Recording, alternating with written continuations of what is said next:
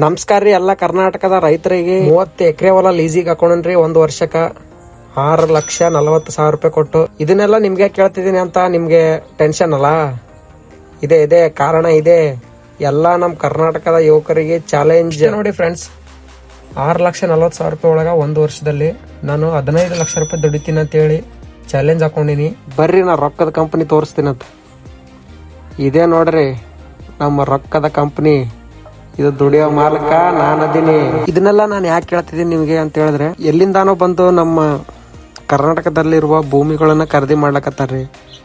ಯಾಕೆ ಹೇಳ್ರಿ, ನಾವು ಹೊಲ್ದಾಗ ದುಡಿಯಲ್ಲ, ಈಗ ನಮ್ಮ ಕೈಲಾಗಲ್ಲ ಅಂತೇಳಿ ಈಗಿನ ಜನರೇಷನ್ ಅವರು ಹೊಲ ಮಾರ್ತಿದಾರೆ. ನೋಡ್ರಿ ಅಲ್ಲಿ ಕಾಣ್ತಿದೆಯಲ್ಲ, ದೊಡ್ಡ ಸಿಮೆಂಟ್ ಫ್ಯಾಕ್ಟ್ರಿಗಳು ಹಾಕಿ ನಮ್ಮ ಇಡೀ ಊರನ್ನೇ ಹೊಲ ಸೇವಿಸ್ಬಿಡ್ಲತ್ತಾರ್ರಿ. ಅದಕ್ಕಾಗಿ ನಾವು ಮುಂದಿನ ನಮ್ಮ ಪೀಳಿಗೆನೂ ಚೆನ್ನಾಗಿರ್ಬೇಕಪ್ಪ ಅಂತಂದ್ರ ನೀವು ಈಗಿಂದನೇ ಹೊಲದಾಗ ದುಡಿರಿ, ಹೊಲ ಮಾರ್ಬೇಡ್ರಿ. ಭೂಮಿ ತಾಯಿ ದುಡಿದ್ರೆ ಲಾಸ್ ಮಾಡಲ್ಲ ಅಂತೇಳಿ ಎಲ್ರಿಗೂ ಗೊತ್ತದ. ದುಡಿಬೇಕ್ರಿ, ಕಷ್ಟಪಟ್ಟು ದುಡಿಬೇಕು. ದುಡಿದ್ರೆ ಮಾತ್ರ ನಮ್ಗೆ ಪ್ರತಿಫಲ ಸಿಗಕ್ ಸಾಧ್ಯ. ಅದಕ್ಕಾಗಿ ನಾನು ಯಾವುದೇ ಬೇರೆ ಕೆಲಸ ಮಾಡ್ಲಾರ್ದೆ ನೋಡೋಣ ಹೊಲದಲ್ಲಿ ಅಂತದ್ ಏನಿದೆ ಅಂತೇಳಿ ಚಾಲೆಂಜ್ ತಗೊಂಡಿನ್ರಿ. ನನಗೆ ಪ್ರತಿಯೊಂದು ನಾವು ಹೊಲದಲ್ಲಿ ಏನೇನ್ ಮಾಡ್ತೀನಿ ಏನೇನಿಲ್ಲ ಪ್ರತಿಯೊಂದು ವಿಡಿಯೋಗಳು ಅಪ್ಲೋಡ್ ಮಾಡ್ತಿರ್ತೀನಿ.